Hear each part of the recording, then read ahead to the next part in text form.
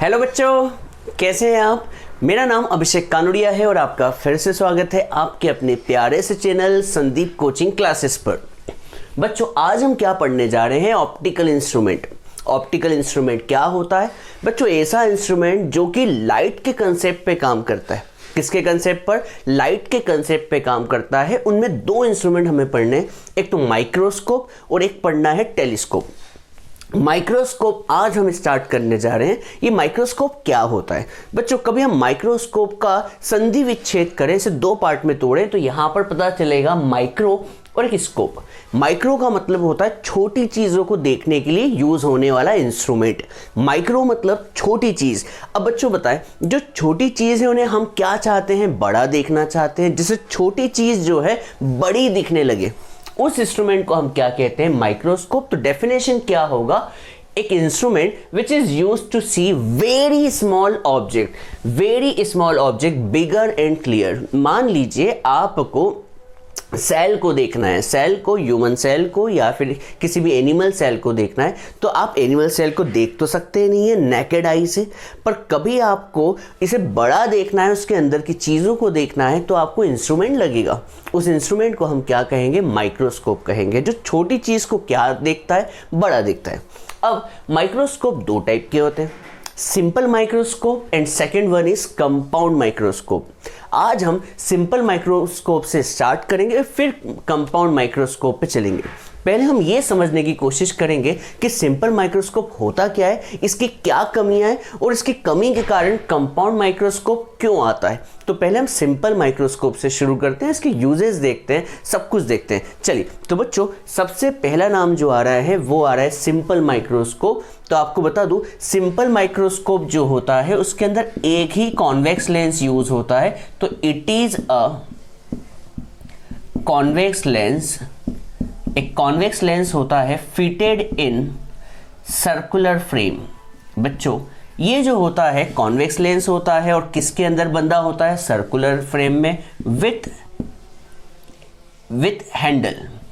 ये हैंडल जो होता है प्लास्टिक का भी हो सकता है या फिर स्टील का भी हो सकता है। ठीक है बच्चों, तो आपसे कोई बोले कि भैया सिंपल माइक्रोस्कोप क्या होता है, तो एक भाषा में बता दूं कि सिंपल माइक्रोस्कोप एक कॉन्वेक्स लेंस होता है। सिंपल एक कॉन्वेक्स लेंस को हम क्या कहते हैं? सिंपल माइक्रोस्कोप कहते हैं, जिसे हम सर्कुलर फ्रेम के अंदर फिट करते हैं और उसके साथ हैंडल लगाते हैं, वो भी किसका? प्लास्टिक का या फिर स्टील का। ठीक है, और यहां पर याद रखने वाली बात यह है कि यहां पर कॉन्वेक्स लेंस जो यूज किया जाता है, convex lens is used having less focal length. बच्चों याद रखिएगा, कॉन्वेक्स लेंस की फोकल लेंथ को क्या रखा जाता है? कम रखा जाता है। अब आपसे कोई पूछे कि भैया कॉन्वेक्स लेंस की फोकल लेंथ क्यों कम रखी जाती है, तो बच्चों आपको याद होगा कंसेप्ट ये है कि पावर इज रेसिप्रोकल ऑफ क्या बच्चों? Focal length. मतलब कभी आपको पावर को बढ़ाना है तो बच्चों बताएं, आप focal length of convex lens क्या करना चाहेंगे? कम करना चाहेंगे। कभी फोकल लेंथ जितनी कम होगी पावर उतनी ही ज़्यादा होगी। ठीक है बच्चों, तो कंसेप्ट क्लियर होना चाहिए कि यहाँ पर सिंपल माइक्रोस्कोप में सिर्फ एक कॉन्वेक्स लेंस होने वाला है। क्या होने वाला है बच्चों? कॉन्वेक्स लेंस होने वाला है, जिसकी फोकल लेंथ क्या होगी? बहुत ही कम होगी। फोकल लेंथ क्या होगी? बहुत ही कम होगी। अब हम इसके प्रिंसिपल पे चलते हैं कि इसका प्रिंसिपल क्या है। तो बच्चों, कभी आप मेरे लगातार सारे लेक्चर देखते हैं तो मैंने, याद कीजिए, कॉन्वेक्स लेंस के इमेज फॉर्मेशन के 6 केस समझाए थे। कॉन्वेक्स लेंस के इमेज फॉर्मेशन के 6 केस समझाए थे। उसमें से जो छठा केस था, 6th केस जो था, उसमें मैंने बताया था कि जब भी ऑब्जेक्ट ऑप्टिकल सेंटर और फोकस के बीच रखा हो तो इमेज सेम साइड पर बनती है। तो यहां पर लिख देता हूं मैं और समझाते भी जाता हूं सब कुछ। तो प्रिंसिपल ये है कि भैया व्हेन ऑब्जेक्ट, ये ऑब्जेक्ट है, object is placed between optical center and focus, the image formed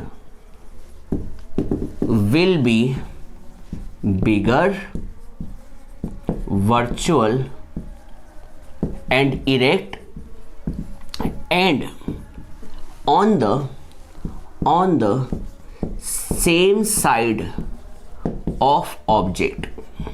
sir नहीं समझ में आया। देखिए आपको याद होगा मैंने इसका कंसेप्ट समझाया था कि जब भी कॉन्वेक्स लेंस के फ्रंट में ऑप्टिकल सेंटर और फोकस के बीच ऑब्जेक्ट रखा जाए तो इमेज सेम साइड पर बनती है। ये कंसेप्ट आपको पता होना चाहिए। चलिए तो हम इसका क्या करते हैं, रे डायग्राम बनाते हैं और समझने की कोशिश करते हैं कि क्या कहानी है, क्यों कहानी है, कैसे कहानी है। चलिए तो ये रहा हमारा प्यारा सा कॉन्वेक्स लेंस। ठीक है बच्चों, दिख रहा होगा एक कॉन्वेक्स लेंस है और हमने प्रिंसिपल में समझा दिया था कि इसकी फोकल लेंथ क्या होती है, बहुत ही कम होती है। तो ये रहा आपका कॉन्वेक्स लेंस और ये रहा फोकस f1 और ये रहा 2f1 और ये रहा आपका f2 और ये रहा 2f2। क्लियर है। हम ऑब्जेक्ट को कहाँ प्लेस करेंगे तो आपको बता दूं, हम ऑब्जेक्ट को प्लेस करने वाले हैं, ये रहा object A be in front of या फिर कहें ऑप्टिकल सेंटर और फोकस के बीच। तो हमें कंसेप्ट याद होना चाहिए कि भैया इमेज सेम साइड में फॉर्म होती है। सर कैसे होती है बताइए, प्लीज बताइए। तो देखिए लाइट रे पैरेलल गई, ठीक है, लाइट रे पैरेलल गई। अब लाइट जब पैरेलल जाती है तो कहाँ से पास हो जाती है बच्चों, फोकस से। ये कंसेप्ट आपको पता होना चाहिए। और जो लाइट रे ऑप्टिकल सेंटर से जाती है वो बिना डेविएट हुए सीधी निकल जाती है। ठीक है, यहाँ पर मान लीजिए आपकी आंख है जिससे हम इमेज को देख रहे हैं, तो आप देखेंगे कि लाइट रे आगे जाके मीट नहीं हो रही है। तो आपको इन लाइट को मीट करने के लिए इसे पीछे की तरफ एक्सटेंड करना होगा। तो यहाँ पर हम लाइट को पीछे की तरफ एक्सटेंड कर रहे हैं, देखिए ऐसा और ऐसा। ठीक है, तो यहाँ पर मैं लाइट को क्या करने वाला हूँ, पीछे की तरफ एक्सटेंड करने वाला हूँ। देखिए ये पीछे की तरह एक्सटेंड, क्या उम्मीद करते हो लाइन सीधी होगी। अभी मेरे पास स्केल नहीं है इसलिए मैं स्केल से नहीं बना रहा हूँ, पर जब आप बनाएं तो प्लीज़ बच्चों ये हाथों से ना बनाएं, स्केल का यूज़ ज़रूर करें। ठीक है, तो ये कहाँ मिल रही है, इस पॉइंट पर मिल रही है, दिख रहा होगा। इस पॉइंट को हम नाम दे देते हैं ए डैश बी डैश। तो ये क्या है, ए डैश बी डैश क्या है बच्चों, इमेज है। ए डैश बी डैश क्या है, इमेज है। तो यहाँ पर मैं मेंशन कर देता हूँ कि भैया ए बी जो है वो क्या है, ऑब्जेक्ट है, और जो ए डैश बी डैश है वो क्या है, इमेज है। और ये इमेज जो है वो कैसी है आप बता सकते हैं, तो आप कहेंगे सर वर्चुअल है और साथ के साथ इरेक्ट है और बिगर भी है। वर्चुअल इरेक्ट, देखिए वर्चुअल है, इरेक्ट है और साथ के साथ बड़ी भी है। और हम यही तो चाहते हैं कि छोटी चीज़ क्या हो जाए, बड़ी दिखने लगे। तो देखिए छोटी चीज़ क्या होने लगी है, बड़ी दिखने लगी है। क्लियर है बच्चों। तो यहाँ पर एक कंसेप्ट समझ में आ गया होगा। यहाँ पर ए डैश बी डैश जो है इमेज है और ए बी क्या है, यहाँ पर ऑब्जेक्ट है। अब बहुत से लोग कहते हैं कि सर इमेज क्या 2f1 के बियॉन्ड बनी, तो मैं कहूँगा नहीं बच्चों, इमेज सेम साइड पर बनती है। हो सकता है इमेज यहाँ बन जाए, यहाँ बन जाए, यहाँ बन जाए, यहाँ कहीं भी बन सकती है। तो इसलिए हम यहाँ पर सेम साइड ऑफ ऑब्जेक्ट लिखते हैं। तो यहाँ पर मैंने प्रिंसिपल भी लिखवा दिया और साथ के साथ इसका रे डायग्राम भी बता दिया। ये कॉन्वेक्स लेंस है। क्या है बच्चों, कॉन्वेक्स लेंस है जिसकी फोकल लेंथ हमने कम रखी है जिससे कि पावर क्या हो जाए, ज़्यादा हो जाए। अब हम इस डेरिवेशन को आगे बढ़ाते हैं। बहुत ही सिंपल डेरिवेशन होने वाला है इसका। तो सिंपल माइक्रोस्कोप के डेरिवेशन के लिए हम यहाँ पर मैग्नीफाइंग पावर का फॉर्मूला यूज़ करेंगे। ठीक है, तो हमें ये पता करना है कि सिंपल माइक्रोस्कोप इमेज को कितना बड़ा बनाते हैं, दुगना, तिगुना या फिर 4 टाइम्स इमेज को बड़ा बनाता है या 10 टाइम्स कितना बनाता है, उसके लिए फॉर्मूला तो चाहिए ना बच्चों। तो हम यहाँ पर सिंपल माइक्रोस्कोप के, बच्चों मैं इसे रफ कर देता हूँ क्योंकि मुझे पूरा बोर्ड चाहिए। तो मैं यहाँ पर इसे रफ कर रहा हूँ और मुझे मैग्नीफाइंग पावर का डेरिवेशन करना है जिसमें आप मेरा साथ देंगे बच्चों। तो यहाँ पर मैं मैग्नीफाइंग पावर हेडिंग डाल रहा हूँ। तो ये रही magnifying power. Sir magnifying power क्या होता है, हम यही तो पता करना चाहते हैं कि इमेज बड़ी बन रही है तो कितनी बड़ी बन रही है बच्चों, कितनी बड़ी बन रही है, उसका साइज कितना है इमेज का।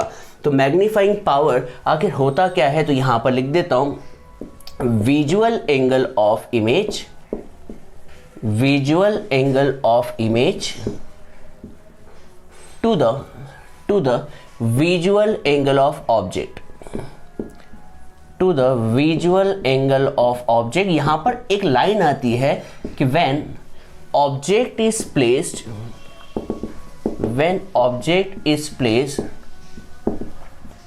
at least distance of distinct vision, sir ये क्या है, तो मैं बताऊंगा थोड़ी देर से। तो m इक्वल्स टू क्या होता है बच्चों, बीटा अपॉन अल्फा। सर ये बीटा क्या है, तो ऊपर आप पढ़े तो बीटा क्या है, विजुअल एंगल ऑफ इमेज, मतलब आंख।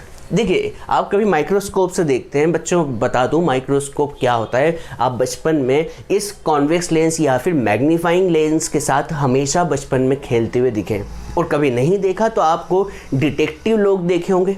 ये डिटेक्टिव लोग क्या करते हैं, डिटेक्टिव लोग जो होते हैं वो हमेशा सुराग ढूंढते रहते हैं खून का या फिर किसी भी चीज़ का। डिटेक्टिव लोग क्या करते हैं ये आपको पता है, वो हाथों के निशान देखते रहते हैं। तो आपने देखा होगा वो हमेशा क्या करते रहते हैं, मैग्नीफाइंग लेंस या फिर सिंपल माइक्रोस्कोप से इमेज को बड़ा करना चाहते हैं। या फिर आपने देखा होगा जो ज्योतिष होते हैं, पंडित होते हैं, जो हाथों की रेखा देखते हैं, वो हाथों की रेखा देखने के लिए सिंपल माइक्रोस्कोप का यूज़ करते हैं बच्चों, जिससे इमेज क्या दिखने लगे, बड़ी दिखने लगे।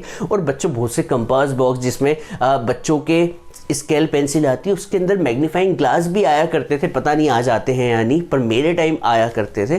तो वहाँ पर आपने सिंपल माइक्रोस्कोप देखा होगा। तो बच्चों हम यहाँ पर देखिए विजुअल एंगल ऑफ इमेज की बात कर रहे हैं। तो इमेज बच्चों बताओ, जैसे ही मैंने इस लेंस को पकड़ रखा है तो मैं आंखों से क्या देख रहा हूँ, आंखों से तो मुझे इमेज दिख रही है, और मैं कभी लेंस को हटा दूँ तो मुझे अब क्या दिखने लगेगा, ऑब्जेक्ट दिखने लगेगा। क्लियर है। देखिए कभी मैं लेंस की मदद से किसी चीज़ को देख रहा हूँ तो मुझे तो इमेज दिखेगी, और कभी लेंस को हटा दूँ तो मुझे क्या दिखने लगेगा, ऑब्जेक्ट दिखने लगेगा। हाँ या ना बच्चों। तो ये जो ऑब्जेक्ट है, ऑब्जेक्ट जितना एंगल बना रहा है उसे हम कहते हैं विजुअल एंगल ऑफ ऑब्जेक्ट, और ये क्या है, इमेज है। तो इमेज जो एंगल बना रही है उसे हम क्या कहते हैं, विजुअल एंगल ऑफ इमेज। तो कभी आप देखें तो यहाँ पर जो इमेज एंगल बना रही है वो भी बीटा है, और ऑब्जेक्ट एंगल बना रहा है वो भी क्या है, बीटा है। तो देखिए मैं गलत से शुरू करता हूं पर समझा दूंगा। बच्चों बताओ यहाँ पर कभी आप ध्यान से देखें तो आप देखेंगे कि ये जो इमेज का एंगल है वही एंगल ऑब्जेक्ट का है। तो बीटा अपॉन बीटा क्या हो जाएगा, 1, मतलब मैग्नीफाइंग पावर 1 होना, मतलब जितना इमेज का साइज है उतना ही साइज ऑब्जेक्ट का है। तो यहाँ पर गड़बड़ी हो रही है ना, ऐसा तो हो ही नहीं रहा। देखिए यहाँ पे साफ साफ दिख रहा है कि इमेज बड़ी दिख रही है, और यहाँ पर फॉर्मूला हमें बता रहा है कि मैग्नीफाइंग पावर 1 है। इसका मतलब जो साइज इमेज का है वही साइज ऑब्जेक्ट का। ये तो बात बुरी गलत है। इसका मतलब बीटा और अल्फा एंगल सेम नहीं है। क्यों नहीं है मैं समझाता हूँ। ये तो एंगल किसका बन रहा है, इमेज का बन रहा है, ठीक है। ये एंगल किसका बन रहा है बच्चों, इमेज का। पर ये जो एंगल है ऑब्जेक्ट का नहीं है। क्यों नहीं है, क्योंकि अभी मैंने कहा यहां पर आप टॉपिक के नीचे पढ़े तो क्या लिख रखा है, visual angle of object. Object का एंगल जरूर है, पर ये ऑब्जेक्ट कहाँ होना चाहिए, हमेशा होना चाहिए कि जहां से वो नेकेड आई से साफ साफ दिखाई दे, वो भी कितनी डिस्टेंस पर बच्चों, at least distance of distinct vision. आप बता सकते हैं हमारी at least distance of distinct vision कितनी होती है, 25 सेंटीमीटर। मतलब हम 25 सेंटीमीटर से के पहले का साफ साफ नहीं देख सकते, डिस्टिंक्ट विजन नहीं देख सकते। इसका मतलब साफ साफ हम नहीं देख सकते। कभी आपने ऑब्जेक्ट को 22 सेंटीमीटर या फिर 10 सेंटीमीटर पर रख दिया तो आपके सर दर्द करने लगा होगा। आप इमेजिन करें, कभी आप अभी जिस वीडियो को देख रहे हैं तो फ़ोन को आप इतनी पास लेके आ जाए तो आप देखेंगे कि आपका सर दुखने लगा है, क्योंकि आपको क्लियरली कुछ दिखाई नहीं दे रहा है। इसलिए हम चाहते हैं कि ऑब्जेक्ट एटलीस्ट कितनी डिस्टेंस पे रहे, एटलीस्ट डिस्टेंस मतलब कितनी डिस्टेंस बच्चों, 25 सेंटीमीटर, ठीक है। तो ये ऑब्जेक्ट जो है अभी फिलहाल कहाँ पर है, बहुत ही पास है, लेंस के बहुत ही पास है। लेंस ये ऑब्जेक्ट है, मान लीजिए ये ऑब्जेक्ट है और ये रहा बीच में लेंस। ये देखिए ये लाल वाला लेंस है। अब मैंने इसे इतनी पास रख दिया कि ये है ना मुझे नेकेड आई से दिखना ही बंद हो जाए या फिर क्लियरली नहीं दिखाई दे। तो हमें इस ऑब्जेक्ट को पहले क्या करना होगा, पीछे शिफ्ट करना होगा। तो इस ऑब्जेक्ट को हम क्या कर रहे हैं बच्चों, पीछे की तरफ शिफ्ट कर रहे हैं। सर क्यों, क्योंकि हम इस ऑब्जेक्ट को कहाँ ले जाना चाहते हैं, एटलीस्ट डिस्टेंस पे। तो हम इस ऑब्जेक्ट को ले गए हैं यहाँ पर A'-B, ठीक है। ये हमारा ऑब्जेक्ट हो गया, और ये जो है, अब ये जो एंगल बनेगा, ये एंगल जो है वो होगा विजुअल एंगल ऑफ ऑब्जेक्ट, जो कि होगा अल्फा। क्या होगा बच्चों, प्यारे बच्चों, अल्फा, ठीक है। ये अल्फा हो गया। और ये वाला जो एंगल है जो इमेज बना रही है वो एंगल जो होगा वो क्या होगा, बीटा। जिसे मैं शेड कर रहा हूँ, देखिए शेड कर रहा हूँ, ये पूरा शेड मैंने कर दिया। तो बहुत से लोग कहेंगे सर ऑब्जेक्ट ये था कि ये है। तो बच्चों ऑब्जेक्ट माना कि ये, पर हम इस ऑब्जेक्ट को कहाँ की तरफ ले गए, एटलीस्ट डिस्टेंस पे, मतलब इतनी दूर तो हो कि वो नेकेड आई से दिखाई दे, क्योंकि हमें 25 सेंटीमीटर से पहले का साफ साफ दिखाई नहीं देता है। तो इमेज तो यही है, पर हम ऑब्जेक्ट को कहाँ ले गए हैं, थोड़ा पीछे की तरफ ले गए, ठीक है। तो अब यहाँ से मैग्नीफाइंग पावर का फॉर्मूला समझते हैं, बीटा अपॉन अल्फा। मैं यहाँ पर अज्यूम कर रहा हूँ, क्या अज्यूम कर रहा हूँ, assume beta and alpha are very small, और बहुत ही स्मॉल है तो हम बीटा को क्या लिख सकते हैं, 10 बीटा, और अल्फा को हम क्या लिख सकते हैं बच्चों, 10 अल्फा, ठीक है। तो m इक्वल्स टू बच्चों क्या हो जाएगा, 10 बीटा, और अल्फा बच्चों क्या हो जाएगा, 10 अल्फा।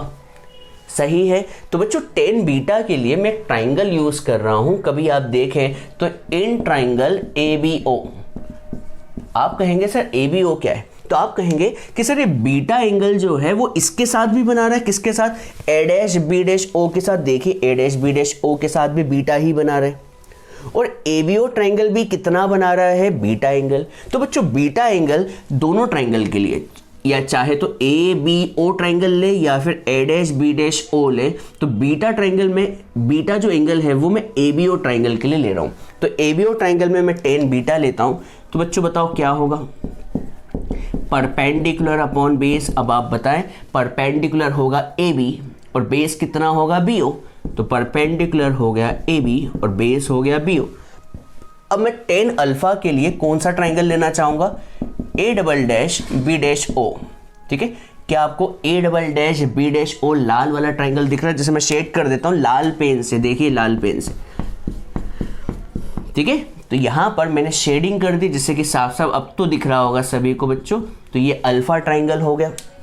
तो 10 अल्फा फिर से क्या होगा बच्चों, परपेंडिकुलर अपॉन बेस, परपेंडिकुलर हो गया A'(B') और बेस क्या हो जाएगा, B'(O), बेस हो जाएगा B'(O।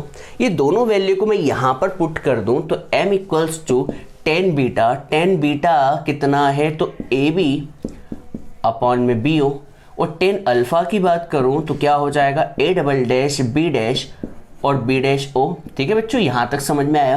तो ये मैग्नीफाइंग पावर, कभी आप देखें कि ये AB है, वही डिस्टेंस वही हाइट किसकी है, A'(B') की। तो क्या मैं इस AB को A'(B') से कैंसिल कर सकता हूं, सर क्यों, क्योंकि AB की हाइट और A'(B') की हाइट क्या है, सेम है। तो यहां पर मैं क्या लिख सकता हूं, B'(O) सबसे ऊपर गया, B'(O) सबसे ऊपर गया, और कौन नीचे आ गया, BO। बच्चों समझ में आया आपको, यहां पर ये दोनों कैंसिल क्यों हुए, क्योंकि AB की हाइट और A'(B') की हाइट सेम है। आप चेक कर लीजिए डायग्राम से, सब कुछ डायग्राम से ही हो रहा है। A'(B') की हाइट और AB की हाइट सेम है। तो m इक्वल्स टू कितना आ गया बच्चों, B'(O) अपॉन में BO। अब आप बता सकते हैं B'(O) क्या है, तो बच्चों बता दो B'(O) क्या है। B'(O) जो है वो क्या है, at least distance of distinct vision, मतलब कि हमें इमेज को कहाँ बनाना है, जहां पर वो साफ साफ दिखाई दे। और at least distance of distinct vision को हम किससे डिनोट करते हैं, D से। पर लेफ्ट में लिखने की वजह से साइन कन्वेंशन क्या लेंगे, D लेंगे, ठीक है, माइनस लेंगे। और बच्चों बता दो D आखिर कितना होता है, आपको मैंने अभी बताया था 25 सेंटीमीटर होता है at least distance of distinct vision. तो B'(O) क्या है, at least distance of distinct vision है। और BO कितना है, तो आप देखें BO क्या है, ऑब्जेक्ट डिस्टेंस है। तो BO कितना है बच्चों, ऑब्जेक्ट डिस्टेंस, और लेफ्ट में होने की वजह से ये कितना आएगा, -U आएगा। माइनस से माइनस कैंसिल, तो m इक्वल्स टू कितना आ जाएगा बच्चों, D/U। तो मैं यहाँ पर गोला लगा देता हूँ, इसे इक्वेशन नंबर क्या देता हूँ बच्चों, फर्स्ट देता हूँ। बच्चों यहाँ पर बहुत से बच्चे कंफ्यूज तो होते हैं कि सर इसे D क्यों लिखा, इसे इमेज डिस्टेंस क्यों नहीं लिखा। क्योंकि बच्चों फॉर्मूले के अकॉर्डिंग हमें इमेज को वहाँ बनाना है जहाँ पर वो एटलीस्ट डिस्टेंस पे हो। कहाँ पर हो, हम नहीं चाहते कि इमेज बहुत दूर बने, बहुत दूर बने हम नहीं चाहते। हम चाहते हैं कि इमेज कहाँ पर बने, एटलीस्ट डिस्टेंस पे। एटलीस्ट डिस्टेंस का मतलब D जो होना चाहिए वो कितना होना चाहिए, कम से कम 25 सेंटीमीटर होना चाहिए, ठीक है। तो यहाँ पर B'(O) जो इमेज डिस्टेंस है हमने उसकी जगह D लिख दिया, और BO क्या है, ऑब्जेक्ट डिस्टेंस, उसकी जगह हमने क्या लिख दिया, U लिख दिया, ठीक है। तो m इक्वल्स टू कितना हो गया, D/U। अब यहाँ पर हम केस 1 लेते हैं, बहुत ही जल्दी करवा रहा हूं मैं। तो केस 1 में हम क्या लिखते हैं कि भैया when final image is formed at infinity, जब फाइनल इमेज कहाँ बने बच्चों, इन्फिनिटी पे। तो आप देखिए ये रहा आपका कॉन्वेक्स लेंस, ठीक है बच्चों, उम्मीद करता हूँ आपको नीचे का दिख रहा होगा, बिल्कुल दिख रहा होगा।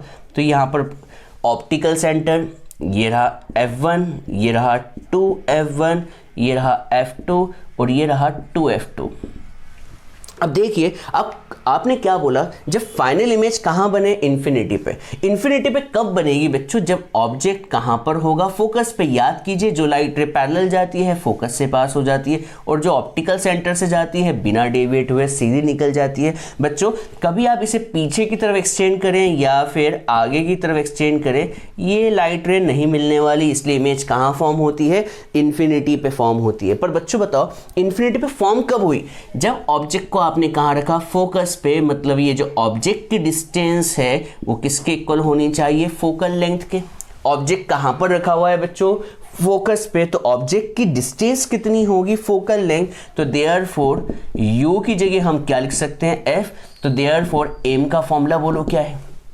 तो आप कहेंगे सर m का फॉर्मूला जो है वो है d/u, और u की जगह हम क्या लिखने वाले हैं बच्चों, f। तो m का फॉर्मूला हो गया d/f, ठीक है। तो ये केस 1 है, जब फाइनल इमेज क्या होती है, फॉर्म्ड होती है एट इन्फिनिटी। और कभी आप इसे ध्यान से देखें तो यहाँ पर आपको मिलेगा कि भैया मैग्नीफाइंग पावर जो है वो इन्वर्सली प्रोपोर्शनल टू किसके है, फोकल लेंथ। मतलब जितनी फोकल लेंथ आप कम रखोगे, मैग्नीफाइंग पावर उतनी ही ज़्यादा क्या होती जाएगी, बढ़ती जाएगी।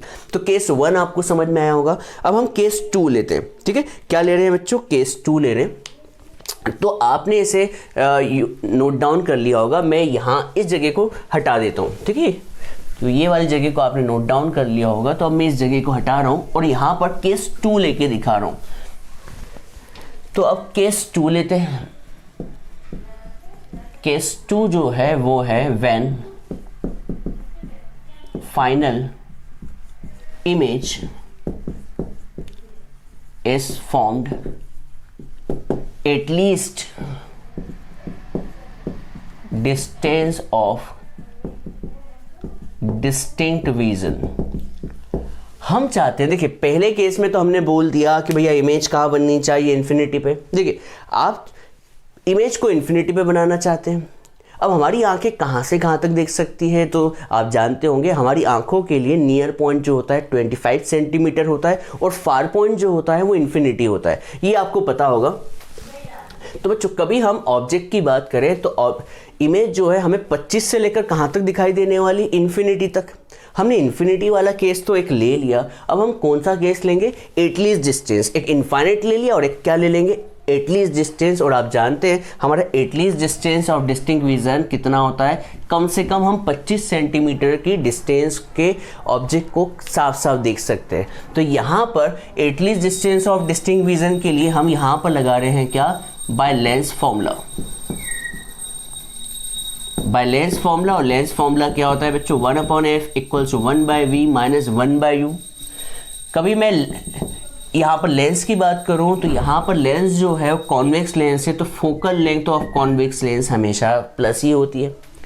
और जो इमेज बनने वाली है, देखिए ऊपर टॉपिक पढ़े, इमेज कितनी डिस्टेंस पे पड़ने वाली है, at least distance of distinct vision. और आप जानते हैं हमारी एटलीस्ट डिस्टेंस जो होती है वो कितनी होती है, 25 सेंटीमीटर जानते हैं।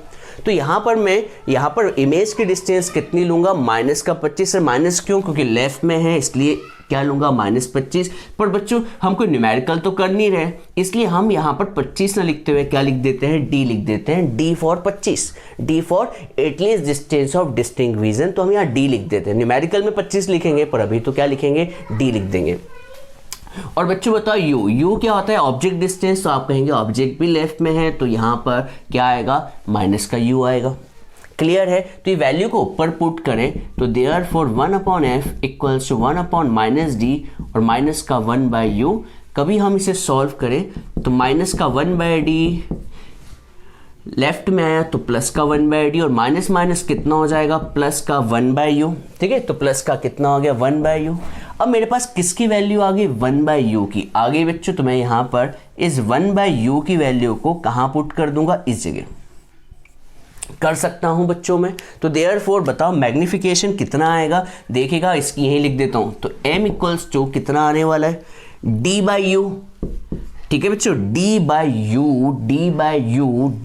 यू, यहां पर बाई यू की वैल्यू कितनी है, तो आप कहेंगे कितनी वैल्यू है बच्चों, 1/f प्लस 1/d। मैं इस d को अंदर ले जाऊं तो m का फॉर्मूला क्या बनेगा, d/f, और d/d इज 1। तो यहां पर हमें मैग्निफिकेशन मिल गया d/f प्लस 1।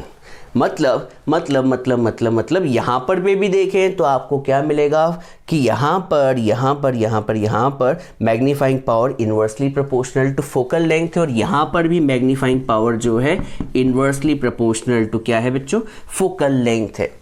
क्लियर है? तो दोनों आंसर में क्या अंतर है, यहां पर इमेज इन्फिनिटी पे बन रही है तो थोड़ी सी छोटी बनेगी। सर कैसे पता चला, आपको बताता हूं, बड़ी तो बन रही है पर इन दोनों से कंपैरिजन करें तो देखिए यहाँ पे d/f है और यहाँ पर d/f प्लस 1 है। तो बच्चों हम हमेशा चाहते हैं कि इमेज कहाँ बने, एटलीस्ट डिस्टेंस पे बने, जिससे इमेज थोड़ी सी बड़ी बने इन केस ऑफ इन्फिनिटी। ठीक है, मतलब इन्फिनिटी पे तो d/f बन रही है, पर यहाँ पर कितनी बन रही है, d/f प्लस 1। ठीक है, तो यहाँ पर हमें फोकल लेंथ पता चल जाए, d की वैल्यू तो 25 होती है जैसा कि मैं बोल रहा हूँ, तो 25 अपॉन दिस प्लस 1 करेंगे तो आपको मैग्नीफाइंग पावर मिल जाएगी। ठीक है, तो इसे नोट डाउन कीजिए, थोड़ा सा डिफिकल्ट टॉपिक था पर फिर भी आपको समझ में आ गया होगा। तो यहाँ पर क्या किया था, इस लाइन पर इसे पुट कर दिया था, put this value in equation number 1 किया था। तो बच्चों एक बात मैं फिर से एक बात रटवा देता हूं, चाहे एस्ट्रोनॉमिकल टेलीस्कोप हो या फिर कंपाउंड माइक्रोस्कोप हो या फिर सिंपल माइक्रोस्कोप है, हमें 3 टॉपिक पढ़ने हैं, सिंपल माइक्रोस्कोप, कंपाउंड माइक्रोस्कोप और एक क्या है, एस्ट्रोनॉमिकल टेलीस्कोप। ये तीनों में हम 2 केस लेंगे। केस 1, जब फाइनल इमेज इन्फिनिटी पे बनेगी तो रट लो, u की जगह f रखना है। ठीक है, तीनों में ये जो लाइन है केस 1 और केस 2 वाली सेम टू सेम है, तो रट लो u की जगह f लिखना पड़ेगा और यहां पर 1/u की वैल्यू क्या डालनी पड़ेगी, 1/f प्लस 1/d। ठीक है, तो इसे रटना पड़ेगा बच्चों। तो मैं आपको जब कंपाउंड माइक्रोस्कोप पढ़ाऊंगा तब आपको ये क्लियर होगा। चलिए इसे नोट डाउन कर ले बच्चों, ये कंप्लीट हो गया। चलिए बच्चों अब हम आगे बढ़ते हैं और एक नए टॉपिक को पढ़ते हैं। मोस्ट आईएमपी टॉपिक है कंपाउंड माइक्रोस्कोप। इस टॉपिक पर आपके डेरिवेशन भी आता है, न्यूमेरिकल भी आता है और रे डायग्राम बनाने को भी आता है। तो चलिए स्टार्ट करते हैं बिना देर किए। चलिए तो बच्चों सबसे पहले तो आपको ये बता दूं, अभी थोड़ी देर पहले हमने सिंपल माइक्रोस्कोप पढ़ा। सिंपल माइक्रोस्कोप की कहानी आपको थोड़ी सी रफ में बता दूं, वैसे अभी पढ़ाया पर मुझे इसकी ज़रूरत अभी पड़ेगी। बच्चों सिंपल माइक्रोस्कोप में बताए मैग्नीफाइंग पावर कितनी आई थी, तो आप कहेंगे सर d/f आई थी एक बार तो, और एक बार आई थी d/f प्लस 1। इसे याद कर लें।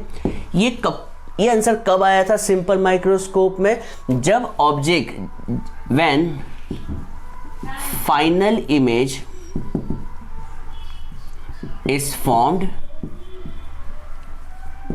At infinity. इसे हम नॉर्मल एडजस्टमेंट भी कहते हैं। क्या कहते हैं बच्चों, नॉर्मल एडजस्टमेंट। और याद कीजिए इसे हम रिलैक्स आई भी कहते हैं। क्या कहते हैं बच्चों, रिलैक्स आई। ये 3 नाम हैं। जब हमारे ये आंसर आएंगे तो ये मैग्नीफाइंग पावर का आंसर याद रख लेगा। m इक्वल्स टू क्या होता है बच्चों, d/f प्लस 1। ठीक है, यहाँ पर उम्मीद करता हूँ आपको ये दिख रहा होगा। और m equals to d/f plus 1 कब की बात है, when final image is formed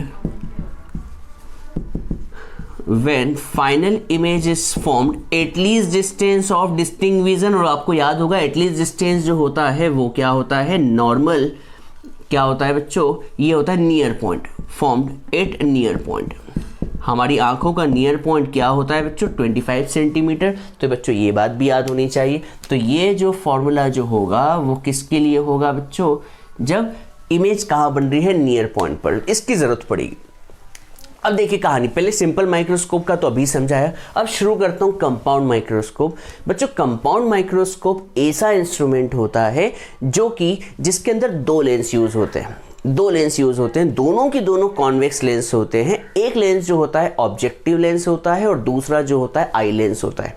objective lens और आई लेंस। पर ये यूज क्यों हो रहा है तो आपको बताता हूं। देखिए, सिंपल माइक्रोस्कोप की magnifying power inversely proportional to focal length है। मतलब आप फोकल लेंथ को कम करेंगे तो मैग्नीफाइंग पावर बढ़ेगी। देखिए, मैग्निफिकेशन जो है inversely proportional to focal length है। आप फोकल लेंथ को कम करेंगे तो मैग्नीफाइंग पावर बढ़ेगी। पर बच्चों, किसी भी लेंस की फोकल लेंथ को आप एक हद तक ही कम कर सकते हैं।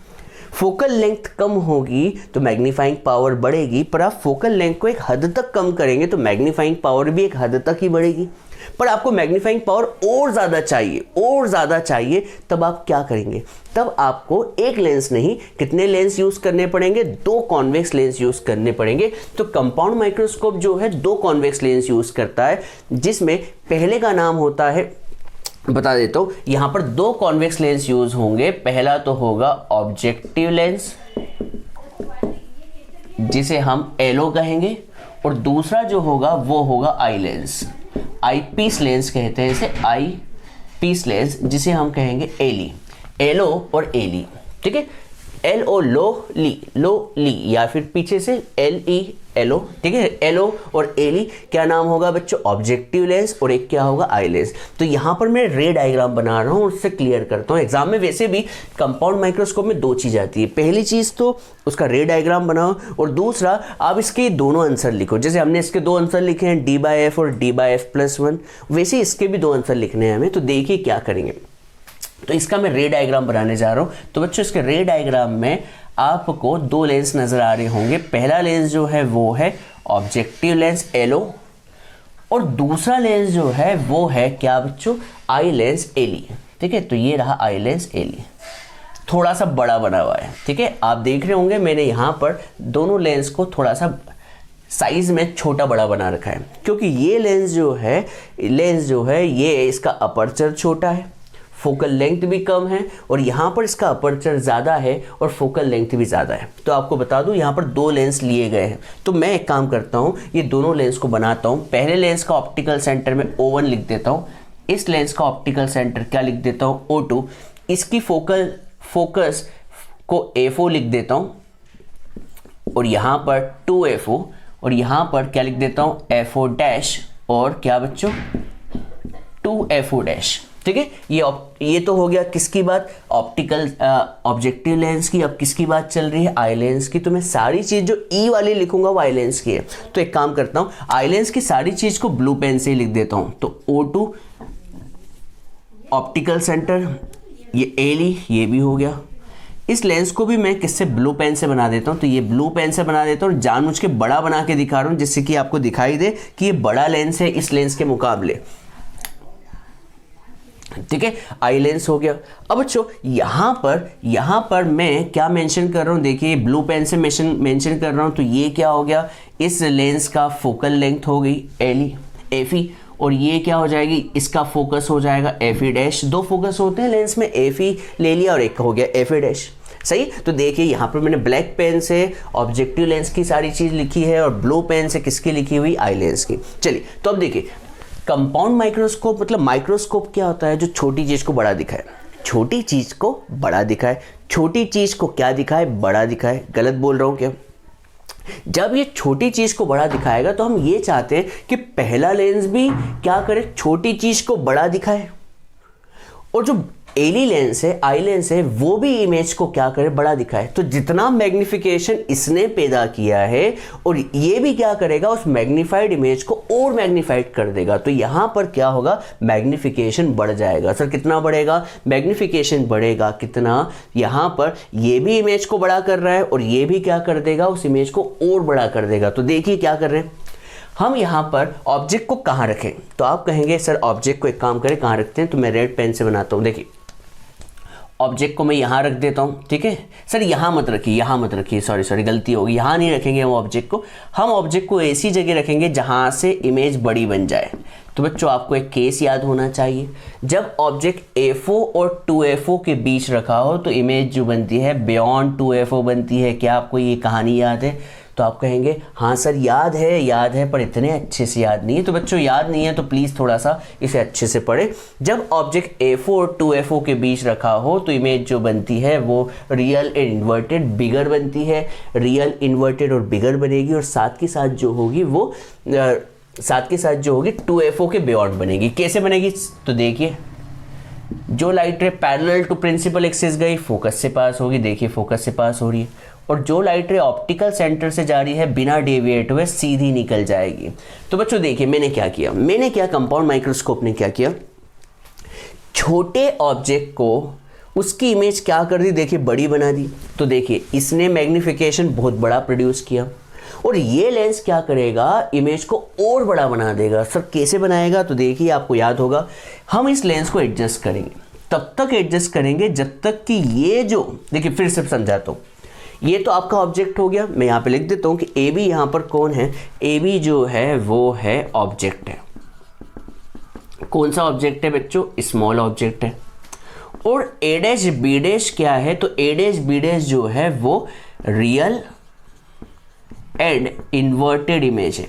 ए डैश बी डैश क्या है, real and inverted image formed bye कौन बच्चों, फॉर्म्ड बाय एलो। ये रियल और इन्वर्टेड इमेज किसने फॉर्म की है बच्चों, एलो ने, और जो कि बिगर भी है। ठीक है, तो बिगर भी हो गई। अब आपको बता दूं ये जो इमेज है इस लेंस के लिए ऑब्जेक्ट की तरह बिहेव कर रही है, इसलिए ए डैश बी डैश जो है एक रोल नहीं कितने रोल प्ले कर रहा है, 2 रोल प्ले कर रहा है। कितने रोल प्ले कर रहा है बच्चों, 2 रोल प्ले कर रहा है। तो ए डैश बी डैश जो है वो क्या है, ऑब्जेक्ट है, पर किसके लिए, तो ऑब्जेक्ट है किसके लिए बच्चों, एली के लिए। तो हम इस लेंस को क्या करने जा रहे हैं, एडजस्ट करने जा रहे हैं। तब तक एडजस्ट करेंगे जब तक केस नंबर 6 ना आ जाए। और छठा केस क्या था बच्चों बताएं, छठा केस था कि जब ऑब्जेक्ट ऑप्टिकल सेंटर और फोकस के बीच हो तो इमेज सेम साइड पर बनती है, बिगर बनती है, याद कीजिए बड़ी बनती है, और क्या होती है, बड़ी बनती है, और साथ के साथ सेम साइड पर बनती है। कैसे बनती देखिएगा, जो लाइट रे पैरेलल गई, देखिए पैरेलल गई तो कहाँ से पास हो जाएगी बच्चों, ये फोकस से, ये रहा फोकस, यहाँ पे फोकस बना दे तो ये फोकस से पास होगी प्यारे बच्चों। और जो लाइट रे ऑप्टिकल सेंटर से जाती है बिना डेविएट हुए सीधी निकल जाती है। ठीक है, तो ये थोड़ी सी आड़ी कर देता हूँ जिससे कि इमेज बन जाए। तो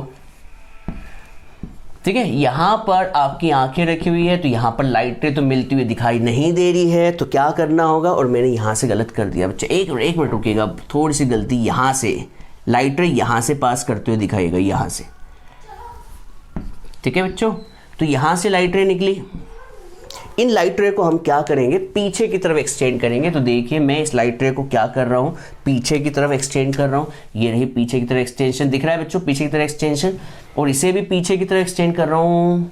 ठीक है, तो ज़बरदस्ती कर ले, ये एक्सटेंड कर दिया तो ये इमेज कहाँ बन रही है बच्चों, सेम साइड पर। कहाँ बन रही है बच्चों, सेम साइड पर। इसकी जगह मेंशन मत करें। तो B double dash A double dash क्या है, फाइनल इमेज है।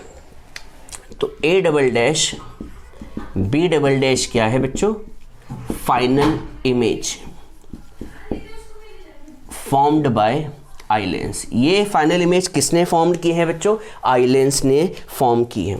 ठीक है, अब हम ये डायग्राम आपको समझ में आ गया होगा, बिल्कुल आना ही चाहिए बच्चों, आना ही चाहिए। देखिए क्या हुआ, इस लेंस ने ऑब्जेक्ट छोटा लिया था तो यहाँ पर इमेज क्या कर दी, बड़ी दिखा दी, दिख गई बड़ी।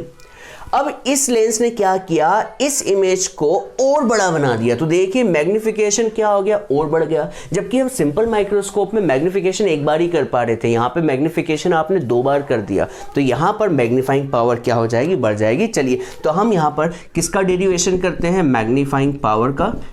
किसका प्यारे बच्चों, मैग्नीफाइंग पावर का डेरिवेशन करते हैं। तो बच्चों मैग्नीफाइंग पावर का फॉर्मूला क्या होता है, याद कीजिए। तो अभी मैंने थोड़ी देर पहले बताया था, visual angle of image to the क्या बच्चों, विजुअल एंगल ऑफ ऑब्जेक्ट।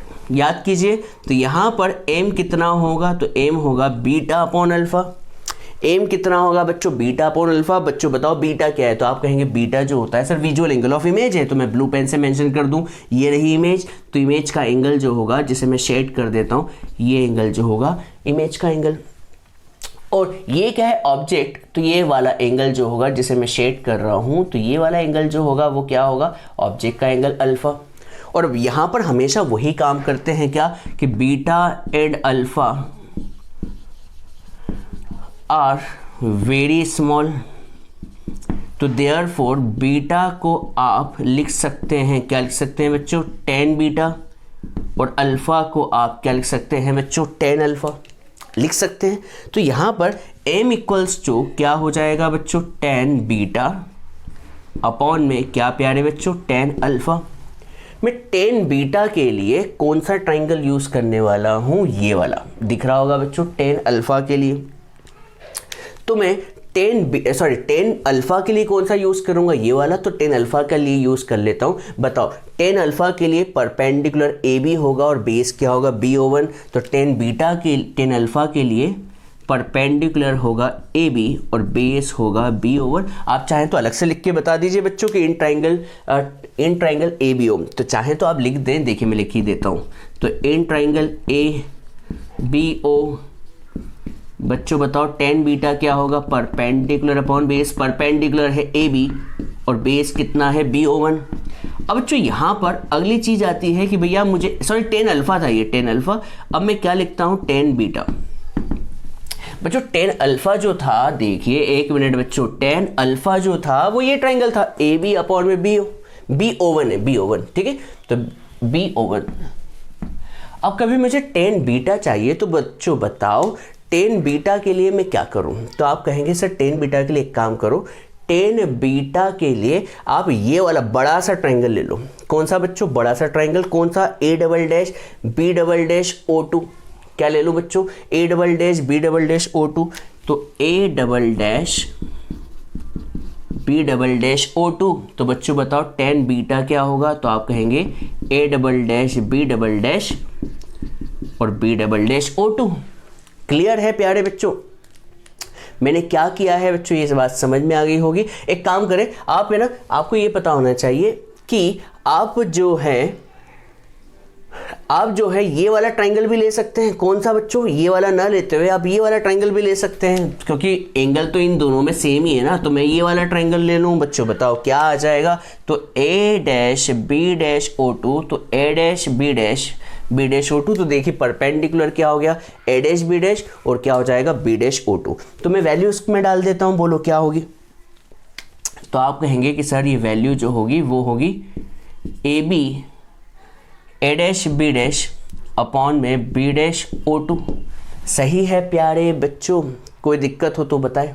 तो यहाँ पर देखिए मैं थोड़ी सी ऊपर नीचे वैल्यू कर देता हूँ, तो B/O1 सबसे ऊपर चल जाएगा। देखिए यहाँ पर देखिए क्या होने वाला है, A'/B' अपॉन में B'/O2, और ये टर्म जो होगी रेसिप्रोकल हो जाएगी, तो क्या हो जाएगी बच्चों, B/O1 अपॉन में AB। क्लियर है प्यारे बच्चों, क्लियर है प्यारे बच्चों। तो यहाँ पर मैं एक चीज़ लिखने जा रहा हूँ जो आपको समझ में आनी चाहिए। मैं इसके लिए ये लेफ़्ट वाली चीज़ को रफ कर देता हूँ और इसे एक बार और समझाने की कोशिश करता हूँ, क्योंकि यहाँ पर आपको ये बात समझ में आनी चाहिए कि भैया मैग्नीफाइंग पावर होती क्या है। तो मैं फिर से समझाता हूँ, मैग्नीफाइंग पावर क्या होती है बच्चों, visual angle of image to the visual angle of object. ये तो आप जानते हैं। यहाँ पर इमेज कितना एंगल बना रहा है, बीटा, और ऑब्जेक्ट कितना एंगल बना रहा है, अल्फा। तो मैं बीटा को tan बीटा लिखूंगा और अल्फा को tan अल्फा लिखूंगा। tan बीटा के लिए मैं ये ट्राइंगल का यूज कर रहा हूँ, परपेंडिकुलर अपॉन में बेस। देख लीजिए परपेंडिकुलर A'/B' और बेस कितना है B'/O2। और tan अल्फा के लिए मैं क्या यूज कर रहा हूँ, परपेंडिकुलर अपॉन बेस, तो B/O1, और इसे ऊपर नीचे कर दिया। अब मैं यहाँ पर कुछ करने जा रहा हूँ जो कि आपको दिखेगा नहीं, देख लीजिए क्या करने जा रहा हूँ, अच्छे से आपको ध्यान से देखना है। तो देखिए मैं B/O1 अपॉन में B'/O2 को लिख देता हूँ, ठीक है। B/O1 अपॉन में क्या लिख देता हूँ, B'/O2, और यहाँ पर लिख देता हूँ क्या बच्चों, A'/B' अपॉन में AB। A'/B' अपॉन में क्या लिख देता हूँ बच्चों, AB। तो यहाँ पर कभी आप वैल्यू लिखें तो मुझे बताओ ये B/O1 अपॉन B'/O2 क्या है, जल्दी से बताएं।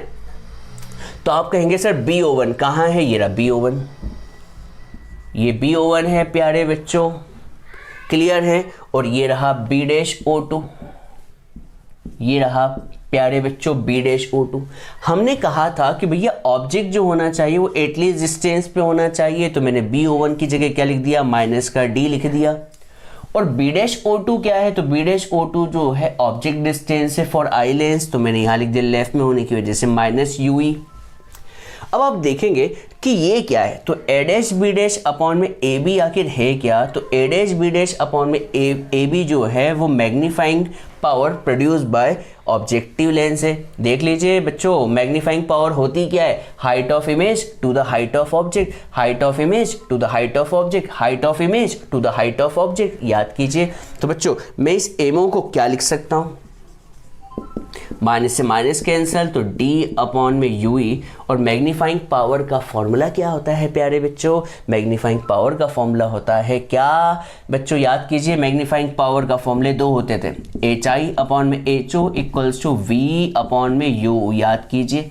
तो मैं यहाँ पर ये लिखा हुआ है ना, देखिए ये HI अपॉन में HO है, HI अपॉन में HO है, तो मैं HI अपॉन HO की जगह क्या लिख सकता हूँ बच्चों, VO अपॉन में U लिख सकता हूं, क्योंकि यहां पर ऑप्टिकल किसकी बात चल रही है, ऑब्जेक्टिव लेंस की, तो क्या आ जाएगा VO अपॉन में U। तो ये हमारा क्या हो गया, मैग्नीफाइंग पावर का फॉर्मूला हो गया। और इसमें केस 1 डाल दें बच्चों, मैंने याद करवाया था केस 1 क्या है, केस 1 है when final image is formed at infinity. बच्चों याद कीजिए, मैंने क्या याद करवाया था, U की जगह क्या रख देना, F रख देना। और यहाँ पे U कौन सा है, फाइनल इमेज कौन फॉर्म कर रहा है, आई लेंस कर रहा है, तो यहाँ पर UE की जगह क्या रख दे बच्चों, FE। तो बताओ मैग्नीफाइंग पावर क्या आ जाएगा, तो आ जाएगा D अपॉन में UE की जगह FE और VO अपॉन में U। मैंने आपसे अभी कहा था बच्चों, क्या कहा था कि भैया जो केस 1 और केस 2 वैसे याद कर ले, तो मैं UE की जगह क्या लिख दूंगा, FE लिख दूंगा, क्योंकि फाइनल इमेज कौन फॉर्म कर रहा है, आई लेंस कर रहा है। ठीक है, तो यहाँ पे केस 1 हो गया, मैं इसे रफ कर देता हूँ, केस 2 समझाता हूँ। मुझे पता है कि ये वाला टॉपिक थोड़ा सा डिफिकल्ट है, पर फिर भी हम अभी हार नहीं माने हैं, अभी हम चल रहे हैं और इसे समझा के ही रहेंगे बच्चों। ठीक है, तो अब केस नंबर 2 पढ़ते हैं। और केस नंबर 2 क्या है, when final image is formed at least distance of distinct vision. और अभी मैंने थोड़ी देर पहले बताया कि हमारे कम से कम एटलीस्ट डिस्टेंस कितनी है, 25 सेंटीमीटर, जिसे हम क्या बोलते हैं, नियर पॉइंट 25 सेंटीमीटर होता है। तो मैंने इसे रटने को बोला था बच्चों, केस 1 और केस 2 को रट लो, और जैसा हमने सिंपल माइक्रोस्कोप में किया था वैसा ही कर दे। सर क्या किया था, भूल गए, तो याद कीजिए हमने क्या लगाया था, लेंस फॉर्मूला लगाया था। लेंस फॉर्मूला होता है 1/f equals to 1/v minus 1/u। और बच्चों फाइनल इमेज कौन फॉर्म कर रहा है, आई लेंस, तो यहाँ पे चरणों में E आ जाएगा। याद कीजिए FE को मैंने प्लस FE लिखा था, VE को मैंने लिखा था माइनस D, और UE को क्या लिखा था, माइनस UE। ठीक है, रट लीजिए बिल्कुल, और कभी नहीं रटना है तो मैं सिखा देता हूँ। देखिए फाइनल इमेज फॉर्म कर रहा है, आई लेंस कर रहा है, तो इसका फोकस तो हमेशा प्लस ही होता है, कॉन्वेक्स लेंस का फोकस हमेशा प्लस ही होता है, फोकल लेंथ प्लस होती है। अब इमेज कहाँ बननी चाहिए, एटलीस्ट डिस्टेंस पे, नियर पॉइंट पे बननी चाहिए। तो नियर पॉइंट पर इमेज डिस्टेंस कितनी होगी, 25 सेंटीमीटर, पर लेफ्ट में होने की वजह से -25। और ऑब्जेक्ट डिस्टेंस क्या होनी चाहिए, तो ऑब्जेक्ट डिस्टेंस जो होनी चाहिए वो लेफ्ट में होने की वजह से -UE। ये वैल्यू को डाल दे, तो 1/FE इक्वल्स टू माइनस का 1/D और माइनस का 1/UE। माइनस का 1/D इधर गया तो प्लस का 1/D, और माइनस माइनस कितना हो जाएगा, प्लस 1/E। इसे पुट कर दें, put in equation number 1। Equation 1 ये रही, इसे 1 ले लें। तो बच्चों बताएं, VO upon UO as it is, VO upon UO as it is, और D as it is, VO upon UO as it is, D as it is. देख लीजिए VO upon UO as it is, D as it is, और ये क्या लिखा हुआ है, 1/UE। और मैं 1/UE की वैल्यू कितनी डाल रहा हूं, 1/FE प्लस 1/D। तो यहां पर हमारा आंसर आ जाएगा VO अपॉन UO, D का अंदर मल्टीप्लाई किया तो D/FE, और D से D कैंसिल, तो कितना आ गया, 1। ठीक है, तो ये आंसर को आपको क्या करना होगा, याद करना होगा, बिल्कुल याद तो करना ही होगा। सर ये डेरिवेशन बहुत टफ है, कोई आपके पास छोटा तरीका नहीं, इतना डेरिवेशन बहुत ही टफ हो गया सर, ये तो बहुत ही टफ हो गया, क्या आपके पास कोई छोटा तरीका है? तो है बच्चों मेरे पास, इसलिए तो मैं रुका हुआ था। तो बच्चों देखिए, सबसे पहले बड़ा तरीका एक बार और समझ लेते हैं। ये फॉर्मूला तो बीटा अपॉन अल्फा हम बहुत बार लगा चुके हैं, तो बीटा को हमने टेन बीटा टेन अल्फा बहुत बार लगा चुके हैं, कोई दिक्कत तो नहीं है बच्चों। ठीक है, बीटा के लिए आप इस ट्राइंगल का यूज़ करेंगे, देखिए शेड किया हुआ है, तो A dash B dash upon में B dash O two, clear है।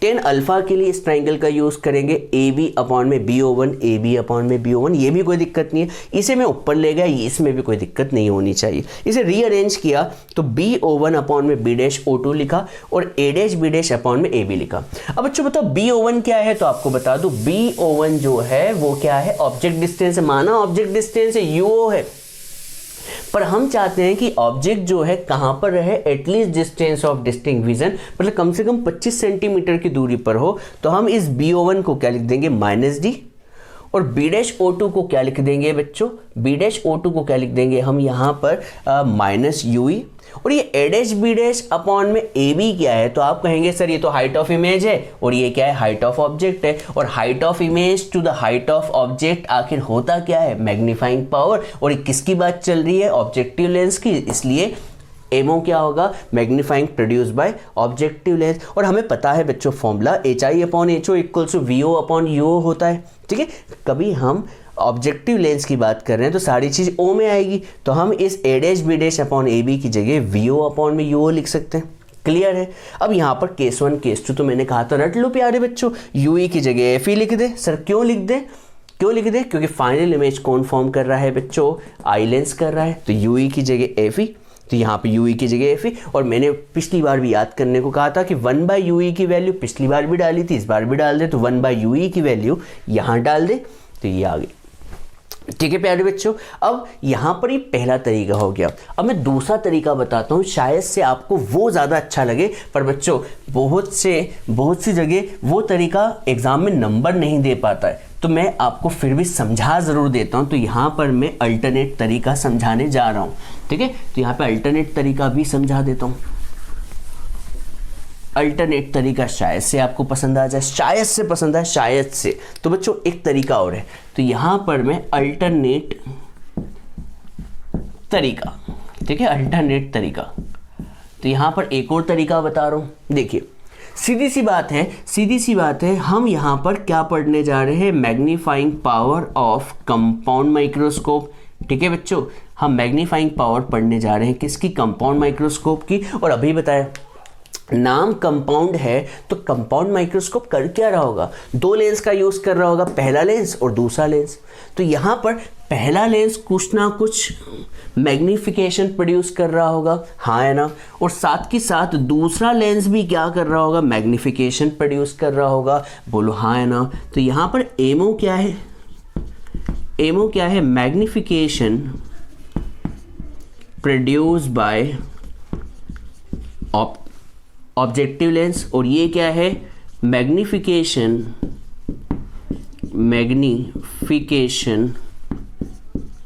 Produced by eye lens. गलत है क्या बच्चों? तो बच्चों बताओ, कभी हम टोटल मैग्नीफाइंग पावर देखें तो बच्चों बताओ एमओ क्या होता है, ऑब्जेक्टिव लेंस द्वारा प्रोड्यूस किया गया मैग्निफिकेशन, और मैग्निफिकेशन का फॉर्मूला होता है, याद कीजिए, HI upon HO equals to V upon U।